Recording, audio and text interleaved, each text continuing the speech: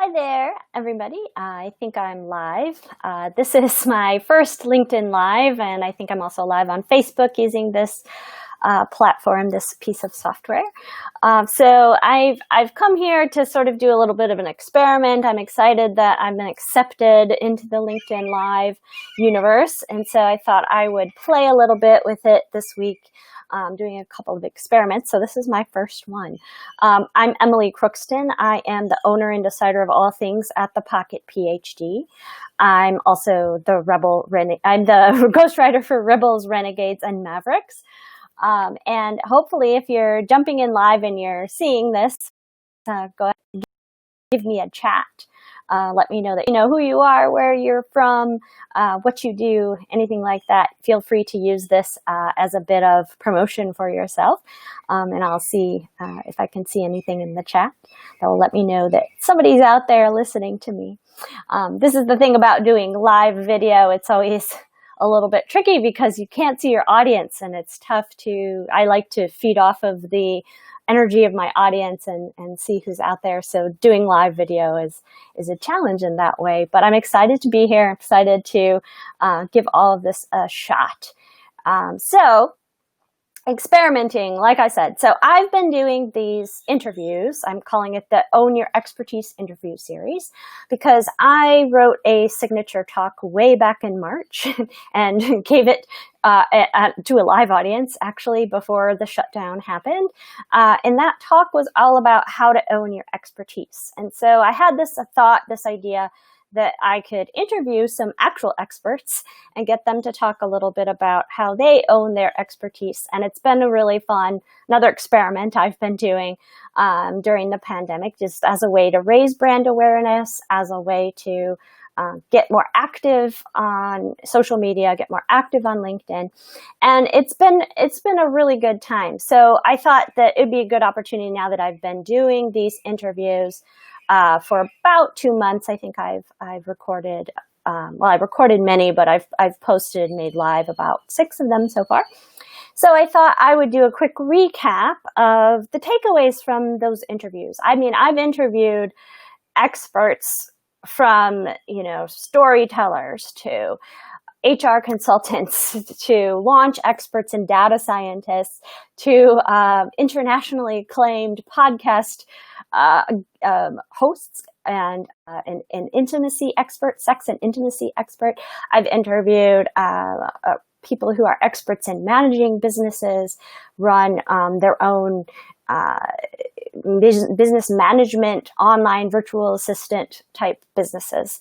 And I've learned a lot with these conversations. So I thought it would be really interesting and really fun to do some talk a little bit about the things that I've learned, some of the things I think have resonated with my audience during these interviews. And just, think about expertise for about 20 minutes today. I'm going to talk about 5 big takeaways that I've learned from these interviews. If you'd like to chime in as we're going along, again, the chat function should be working. You should be able to chat with me. Let me know who you are, where you're listening from, and what you do. You take this opportunity to promote yourself a little bit. One of the big commitments I have in my business is to help myself be seen and help others be seen. So if you want to put yourself out there in this way in the chat, definitely take this time to do that. I'm really excited to be here. Again, this is my first LinkedIn Live, just giving myself a little experiment, see how it goes. I'm sure it will grow from here. I don't have plans to do like a set time every week to go live. That doesn't really fit with my schedule, not something I really want to do. But I will pop in and be experimenting a bit with this new platform that I have gained access to. So let's talk about some of these takeaways. So the first takeaway from my Own Your Expertise interviews, which, by the way, you can see in my profile. You can go back and watch all of those videos. They're up on YouTube as well. If you're checking into my channel, you can see them there. Hey, Shayla, good to see you. Glad you're here. Thanks for popping in, letting me know somebody's out there listening to me. That's awesome. So the first big takeaway from these interviews: having hard conversations in business or life leads to change. So I really have learned, I think we've talked about change and bringing change to your business, to your life in every single one of these conversations I've had with the experts. Change is a huge topic. Obviously, to make change happen, I really think that the key to that is being brave and being able to sit and have difficult conversations with people. So I think having hard conversations is exactly what can catalyze change and bring change to the world. So for example, with Bella Rose, just last week, she's a sex and intimacy expert, and we talked a lot about talking about sex with your partner, right? And having those difficult conversations. You have to be brave. It's not fun always. It's hard to do, but the more you do it, and I think the same is true in business. So with Nancy Hess, who's an HR expert, HR consultant, she really specializes in figuring out how to have skilled conversations with people. So I think bringing about change really does require having hard conversations and bringing people to the table who are willing and ready and able to have those conversations. So maybe it's having a hard conversation with your kid who's doing virtual learning, right? And you've got to, explain to them why they need to be on Zoom 4 hours every day, whatever it is. That's a hard conversation to have. But if you don't have it, if you gloss over those conversations, or if you just sort of ignore any kind of behavior, or you ignore stuff that you really would like to change, that's a recipe for change not happening. Change doesn't just come about, right? You've got to have those hard conversations. And I was actually thinking a lot about Nancy's interview just recently because I wrote a blog post about this idea of having skilled conversations and bringing about change. And it just really struck me that when we actually face these tough conversations, when we sit down and have them, and where does it happen in business? Well, it happens exactly in HR departments, right? HR professionals have hard conversations every single day, right? This is where you go if, your position is being dissolved, right? You're getting laid off or you're getting fired. You're having a hard conversation with an HR professional. And I started to think about how I don't have a lot of relationship or experience with HR individuals. I've gone there in my past career as a college professor, I went there to fill out the paperwork for my benefits, right? But HR people in an organization, they are having difficult conversations almost every single day, right? So think about the wealth of information there. Think about what you can learn from HR professionals in your job, at your organization, right? Those people have an amazing database of information about how to have skilled conversations. So I really started to think a lot about how employees, right, don't want to be known for going to HR. They don't want to be known for being that person who's always, having a chat in HR, or somebody, brings a grievance and you've got to go to HR.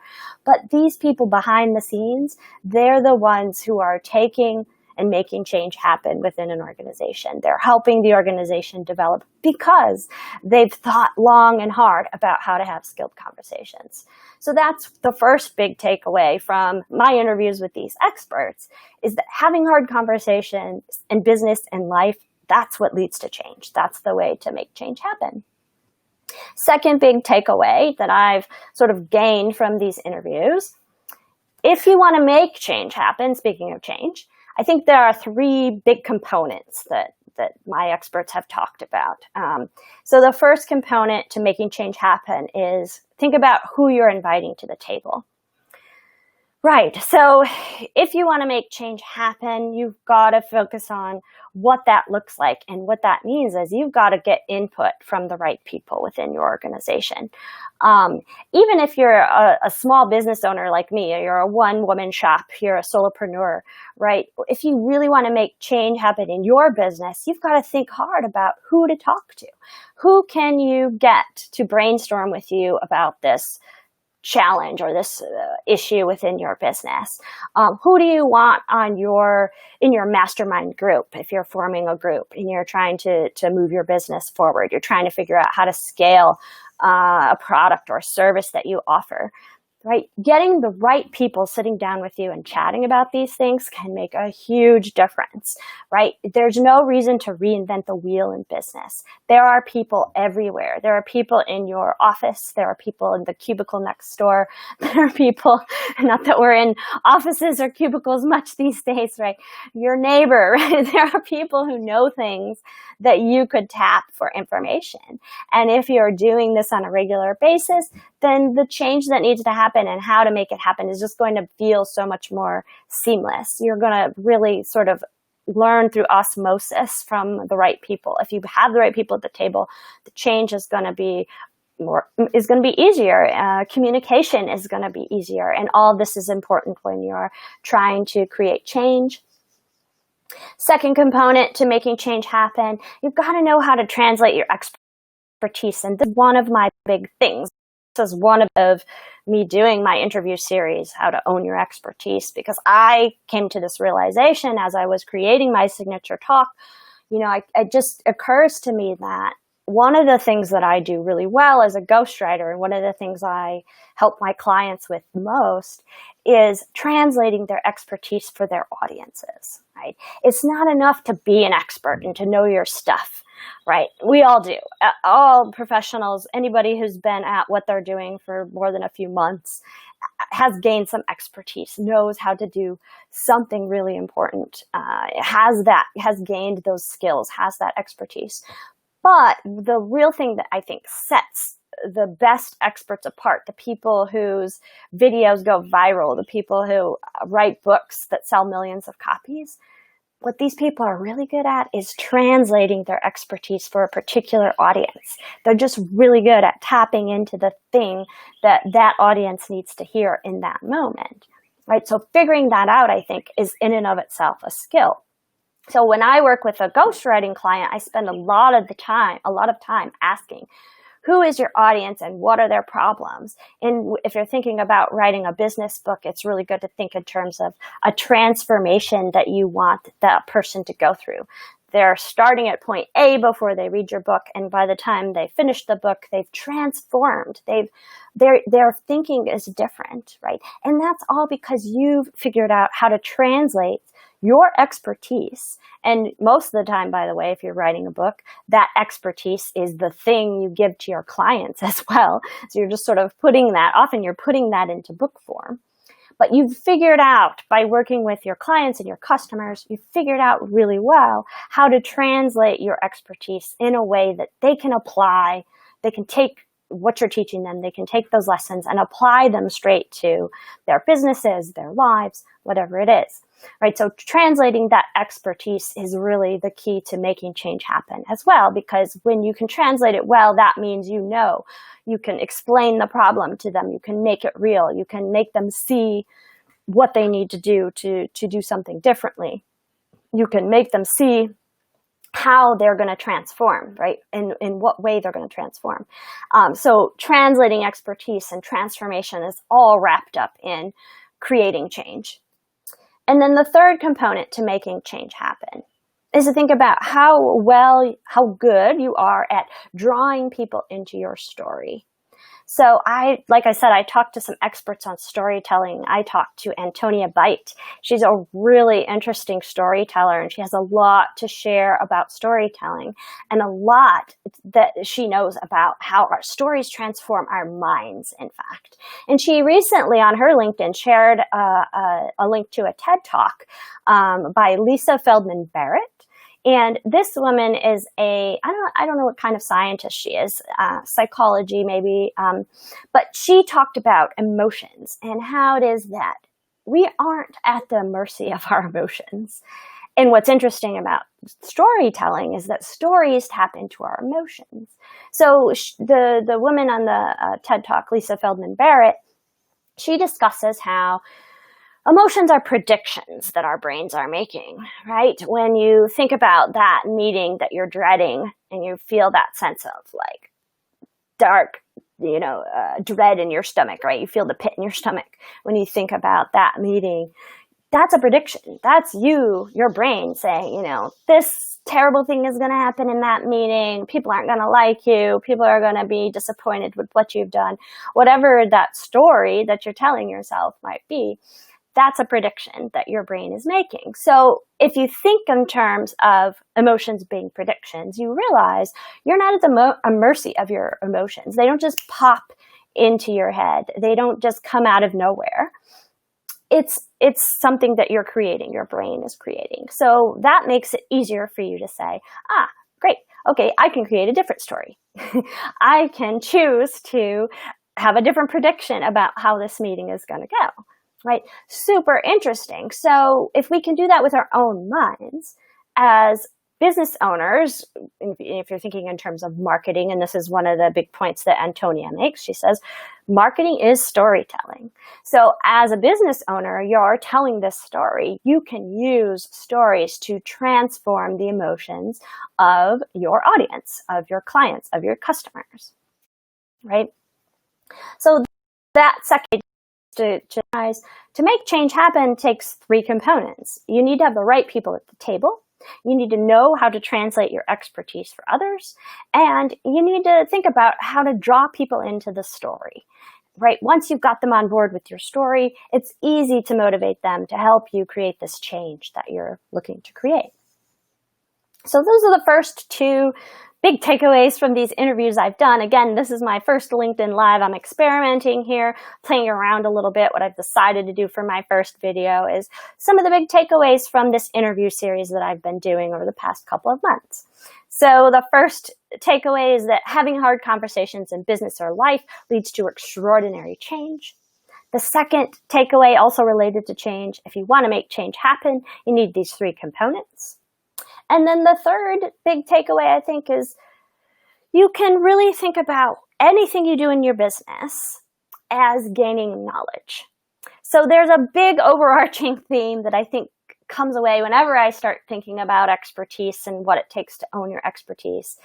And that is that when you shift your perspective, you can really get away from that stuck feeling that you have, right? So a lot of the experts I talk to, they're in their second careers or their third careers, or they've left corporate to start a business, or like me, they left academia to become an entrepreneur or to, get a job in industry or what have you. And I think that, when you're making big change like that at a certain point in your life, or after you've been following a path and expecting it to turn out one way, and then suddenly at a moment, it seems like a moment, but you realize, that's not going to happen. I need to change direction, right? You change course. When you're in that moment where you're leaving one situation, one career, and starting a new situation or career, you have a lot of doubt, right? Imposter syndrome can come up. I like to talk about imposter syndrome a lot. But you can start to sort of sabotage yourself with self-criticism in these moments of big change. So I think what these experts have found, and what I've found in my own life as well, is that sometimes all it takes is reframing the situation to make what seems big and scary less so that you can take it one step at a time. You can kind of snap yourself out by changing your perspective. So I like to say, and this is going back to the takeaway, if you think of whatever you're doing as gaining knowledge, everything you do is all about gaining knowledge. That is the big goal. That is the purpose of, launching an online course. That is the purpose of creating this new product, right? You're just there to gain some knowledge. If you can change your perspective in that way, then it's often a lot easier, right? It becomes easier for you to acknowledge and move through, or it helps you get unstuck if you can change your perspective. Not that it's easy ever to do in the moment, and often this is what a good accountability partner can help you with. This is what a great business coach is really good at helping you with. Reframing the situation when you're stuck, when you can't see beyond where you feel you are at the moment, right? But if you can get to that moment, if you can get to that point where you're like, right, I'm just here gaining some knowledge. This is me discovering how to have a good launch. Right? This is me discovering what my customers and clients really want. Put things in those terms rather than, oh my God, is anyone going to buy this? Oh my God, what am I doing? Am I wasting all of my time creating this thing? It's taking so long. But if you think more in terms of, this is discovery, and whatever happens, you're going to be in a lot better shape. So let me give you one sort of concrete example to explain how you can change your perspective. So, or reframe the situation. So suppose you are putting a new offering out there. And as you're creating this offering, you put the sales page up, you're sort of waiting and watching the cart to see if anyone buys it. You're not sure. And maybe 24 hours goes by and you haven't sold anything, right? You've created this new product or you've created this online course and nobody has bought it. Instead of thinking, why don't they want this, right? And that's a very common thought to have. Why doesn't anyone want this thing I've spent days and hours and weeks slaving over? Why doesn't anyone want this? Change your perspective and think of what they want, right? And this might require, asking them. It might require going out and gathering some more data and then relaunching in a different way, tweaking the offering a bit, right? But see how the shift from, why don't they want this thing that I've created and it's perfect, why don't they want it, to, wait, what do they want? Opens up the world, right? It changes the perspective a lot. So there you go. That's one of the biggest takeaways I've learned from talking to experts. If you can think about what you're doing as gaining knowledge instead of passing or failing, or, oh, I'm stuck, right? If you can think about it as, no, this is just me. This is just more data points for me. This is me gaining some knowledge. You're going to be better off. It's easier to put one foot in front of the other if you're thinking in terms of gaining knowledge here. Fourth takeaway, all experiences in business can come back to benefit you. So I was thinking about this as I was talking and having my conversation with Kiva Slade. So Kiva Slade is an online business manager. And she has some really amazing thoughts about, how to tie in one career with another career. She has a lot of amazing thoughts about building your business and figuring out how to strategize and implement your big vision. I love to talk to people like this. I'm a visionary myself, and it's often really hard to take my big picture dream of what I want and sort of chunk it down into parts. I'm not really great at planning, right? So planning is something that I always need help with. But I really liked the reframing here that Kiva was offering, where she was saying, when we're developing our 5-year plan, or we're figuring out what we want our career to look like, it's really easy to think, okay, I'm going to do these steps and that's going to get me to here, and then I'm going to do these steps and that's going to get me to the next place, right? We think of our careers and our lives really as linear, right? In reality, getting to where we want to go is going to be messy, and there are a lot of paths to get to whatever particular place we're trying to get. You want to be partner at your law firm. There's a lot of paths really to get to partner, but you may be thinking, no, I need to have this big case and I need to follow this big case and I need to impress this guy and I need to do these things, right? So we can get sort of siloed in looking at that path in a really linear way. But it's good to remember that all experiences can come back to benefit you. So even if you feel like you're getting off track in some way, right, or this promotion doesn't come through the way you want it to, you can realize that those past experiences, even though you can't maybe now in the moment see how that's going to benefit you in the future, all of these experiences can be beneficial in some way, right? Losing out on the promotion can be beneficial because maybe you learn that, oh, actually, I didn't really want that promotion because I see the person who got promoted and I see what they're going through. And actually, that's not something I wanted in the end, right? So there's things like that. But there's also, the lessons that we learn along the way. None of those have to be wasted. And often it takes 20 years before you sort of look back and say, oh, right, that skill that I learned when I was, in my very first job at 16 years old, that skill that I learned, how to talk to strangers, maybe it was, right? You can see how beneficial that might be today as a business owner, right? 20 years down the road. But it's not something that in the moment your 16-year-old self was like, oh, yes, I am learning these skills in my first job and I'm going to apply in 20 years when I'm at the top of my career.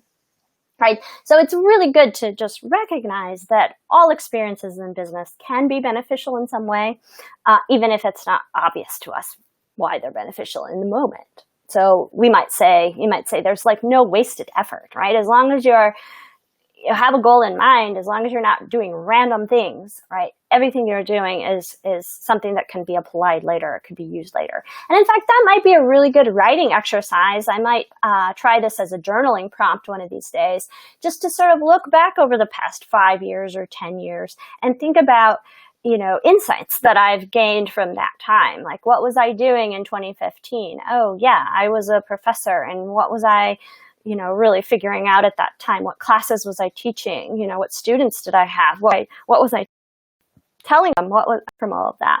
That could be a really nice journal exercise or writing exercise to try. I may try that myself, and I'll let you know how it goes.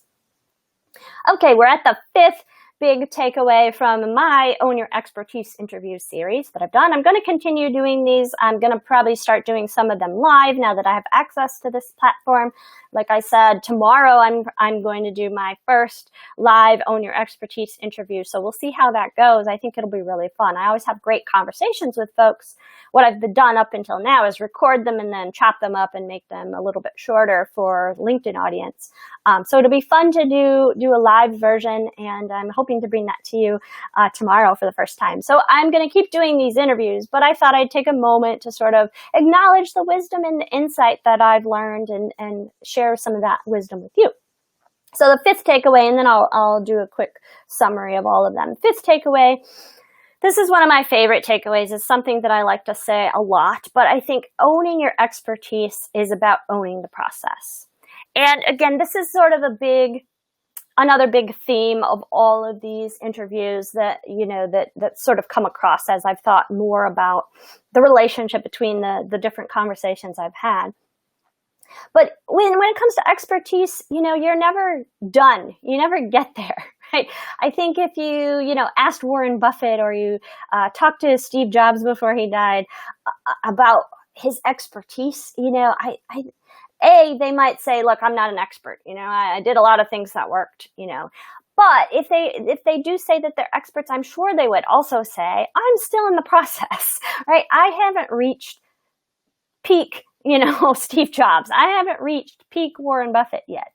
I am not finished growing and changing, right? And I think that's an important lesson for all of us to learn wherever you are in your expert journey, right? That the process continues to unfold. You're not, you never reach the peak of the mountain and say, okay, I'm done, right? You find a place that hopefully that brings you some closure where you feel like you've done enough and you retire maybe, right? But that doesn't mean you were at your peak at that moment. It doesn't mean that you didn't have further that you didn't have anywhere else to go with it, right? So I think it's important to sort of take those moments to look around and see where you are in your process as you're growing, as you're learning. It's good to look back at where you started from and how far you've come. And it's good to think about, but where else can I grow? Like, where else can I go with this, right? The process is something to own as well as the expert status, whatever it is. Expertise isn't something to be achieved, I think. It's an ongoing thing. It's a growth thing. So I talked a bit about this during my first Own Your Expertise interview with Laura Fravel, and she talked a lot about accountability partners. I'm big on accountability partners as well. It's a really good way to keep me on track, right? If I can really get stagnant, if I don't have good accountability, if I don't have regular mastermind groups to bounce ideas off of. And I think it's really good to have other people there to sort of point out the things that are that we don't see about ourselves. And there's so much that we can't see about ourselves. Right? But it's always good to have those people saying, you can do it. This is good enough. You can put it out now. Okay, let's brainstorm the steps to get to where you want to be. All of that is just so important and so helpful. But it also helps us to remember that, we are there to be in a process. We are here to learn how to do certain things, to help certain people in certain ways. And all of that is involved in being an expert. All of that is part of the process. So I like to say, when it comes to being an expert, it's as important to own the process as it is to be the expert that we're trying to be. Yeah, you got to feel like you're an expert before you can really start sharing your expertise, start sharing your skills with other people. There's a confidence level that comes with feeling like you're an expert. But it's also important to remember that this is a process, which means it can be messy. It's fine to be honest that, look, this is an experiment. I've been honest about this whole live LinkedIn situation that I'm doing here. This is an experiment. This is my first time. I'm trying some things out. We're going to see how it goes, right? And I think in most cases when I've said that, I've found that people are pretty receptive to it. People like to watch you learn. They like process. We're fascinated by that. I'm super fascinated by that when other people share their process. I love to learn, and I learn a lot from watching people go through this. So that's just something to remember. I think it can help to take the pressure off a little bit. It can help when imposter syndrome rears its ugly head, right? You're in a process. Own that process. Own the fact that you are where you are, and you're going to be better in a month or 2 weeks, right?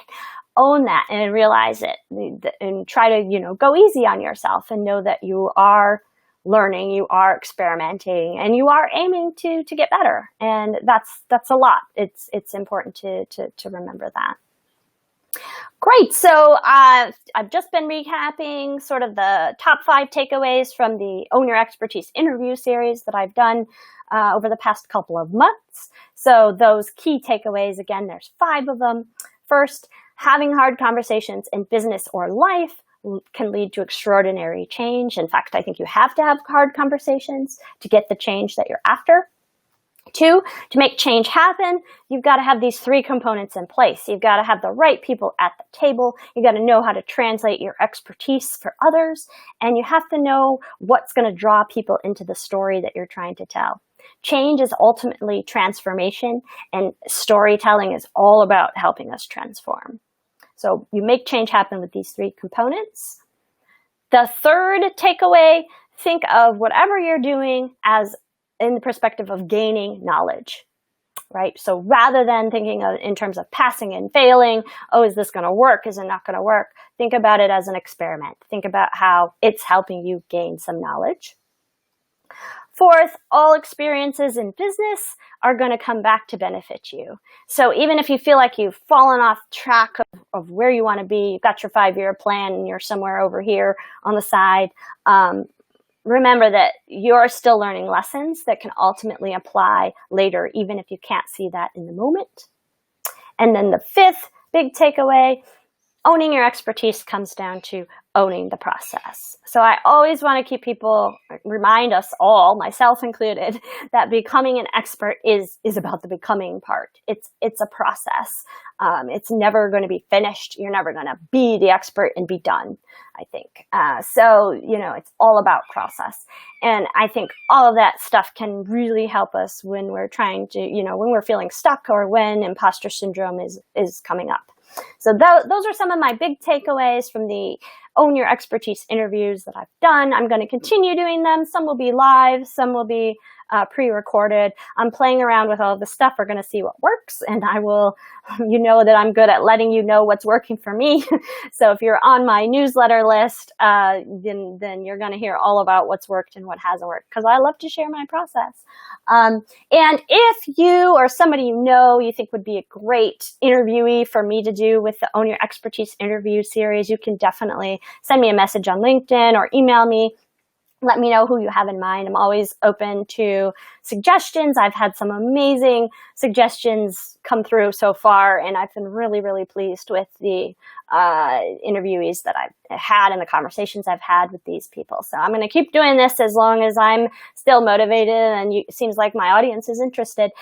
So definitely register your interest with me and let me know who you think might be a really good expert for me to interview. So thanks, guys, for joining. I hope you enjoyed this little LinkedIn Live session. I will, like I said, be back with you tomorrow with a special guest, hopefully, and we'll see how this goes. I'm excited to see how the rest of the year unfolds for all of us, and we'll see how the LinkedIn Live works. It's fun. It's an experiment, so I'm excited that you're here with me. Talk to y'all soon. See you on LinkedIn or Facebook or my website, right? See you all soon. Bye.